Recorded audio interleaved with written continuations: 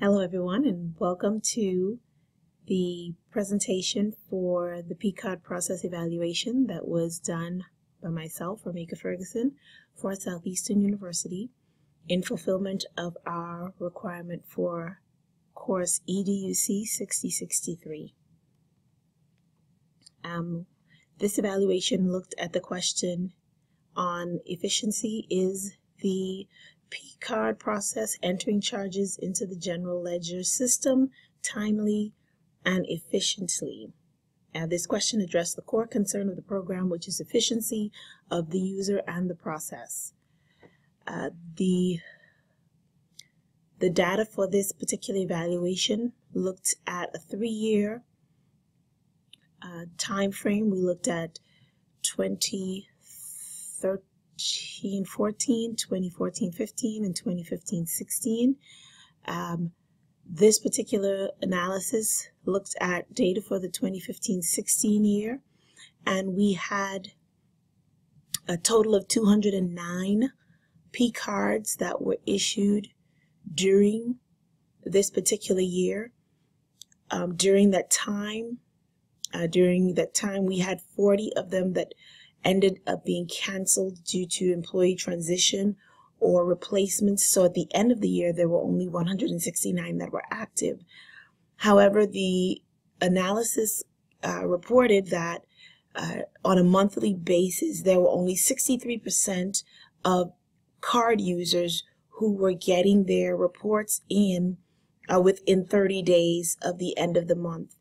17% of them were getting them in 1 month past due.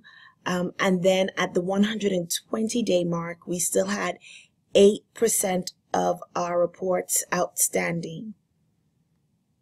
When we look at a 3-year trend of the data, the same information over a 3-year history, we note that the 30-day period fluctuates from 13-14, 14-15, 15-16, and there are some things to note within that time frame. I can say that in the 14-15 year, one of the main reasons for the dip in the 30-day period is that there were less cardholders during the 14-15 year due to a transition in leadership that took place during prior years, and one of the recommendations was that we reduce the amount of card holders. So during the 14-15 year, there was a huge transition and there were less card holders in that year. And so there was a dip in that 0 to 30-day time period of individuals getting their cards in. But if you look at the moving trend for the 30-day time period, you will note that you still have on average 65% of individuals getting their reports in within the first 30 days and 35% of them not getting a monthly report submitted into the business office for the next 5 months. And so if we did some follow-up interviews with the staff accountants who actually are the ones that take the monthly reports from card users and enter them into the general ledger. And we did that for the 3-year period. What we did is we asked questions that were specific to card users on a monthly basis. So for the 2015-16 fiscal year, it was determined that on average you had 8 account number errors per month. So that means that if you may have one card holder that may have had 12 account number errors, you may have had one card holder that didn't have any account errors, but on average the number of monthly account number errors was 8.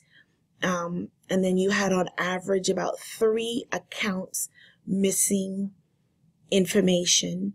You had about 3 cardholders that had incomplete information.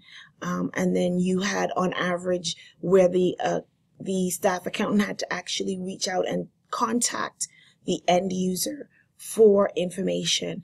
And what I wanted to bring to light was that if you consider that a staff accountant, their only job responsibility is not to report or to download and enter the information that is processed by P card holders, but if you had 209 card holders on average throughout the year, and you have 12 months within a year, that means that for every month, if you had 8 errors, and she is doing this process once per month, that means that 209 times 8, she would have to pause and re-evaluate an entry that many times to determine an error, correct the error, reprocess the entry, and determine if there's an error again.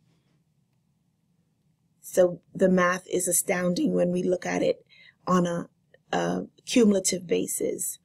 So the conclusions for this particular evaluation noted that there is a steady number of errors and missing information which slows down the process for the staff accountants. It's recommended that the business office staff and the financial controller review the current electronic setup that is currently in place with the third-party software to determine if there's a different configuration that can be put in place that can probably create a different default that will allow end users to more accurately submit monthly reports. This will not only create efficiency on the end user's end of submission, but it will also reduce the time-consuming process that the staff accountant is currently taking to enter information into the general ledger and increase the efficiency of this particular process for the business office at Southeastern University when it comes to the P cards that are currently being used. Thank you so much. I hope that you were able to follow this process along. Thank you.